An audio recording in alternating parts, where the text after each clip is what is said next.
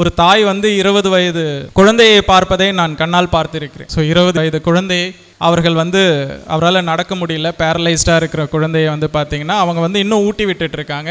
அவர்களுக்கு அத்தனை பணிவிடையும் செய்து கொண்டிருக்கிறார்கள் 20 வயசில். ஸோ இன்னமும் அவங்க ஒரு வயசு குழந்தைய எப்படி அவங்க பராமரிப்பாங்களோ அதே போன்று பராமரித்து கொண்டு, ஒரு வயசில் ஒரு குழந்தைய ஈஸியாக தூக்கி இடுப்பில் உட்கார வச்சிடலாம். ஆனால் இன்னமும் அந்த 20 வயசு குழந்தைய அந்த தாயார் இடுப்பில் தான் வச்சு உட்கார வச்சு அவங்க சாதம் கொடுத்துட்டு இருக்காங்க. ஸோ அவர்களுக்கு அந்த பெயின் இருந்தாலும் தன்னுடைய குழந்தைங்கிற 1% கூட அவர்களுக்கு அந்த பாசம் குறையவே இல்லை. என்னதான் இருந்தாலும் இது நம்மளுடைய குழந்தை பார்த்துக்கிட்டு இருக்காங்க. ஸோ இதை விட வேறொரு கடவுளை வேற எங்கேயாவது போய் வெளியில் தேட முடியுமா? யோசித்து பாருங்கள். அவர்கள் பெற்றோரை விட, அவர்களுடைய தாயை விட வேறொரு கடவுளை இங்க இருக்கக்கூடியவர்கள் எங்கேயாவது வெளியில் பார்க்க முடியுமா? ஸோ ஒரு கடவுள் இல்லை, 2 கடவுள் இல்லை, ஒட்டுமொத்த கடவுள்களுமே இந்த அரங்கம் முழுக்க நிறைந்திருக்கிறீர்கள். நிச்சயமாக உங்களை பார்த்து இந்த உலகம் கற்றுக்கொள்ள வேண்டியது நிறையவிருக்கிறது.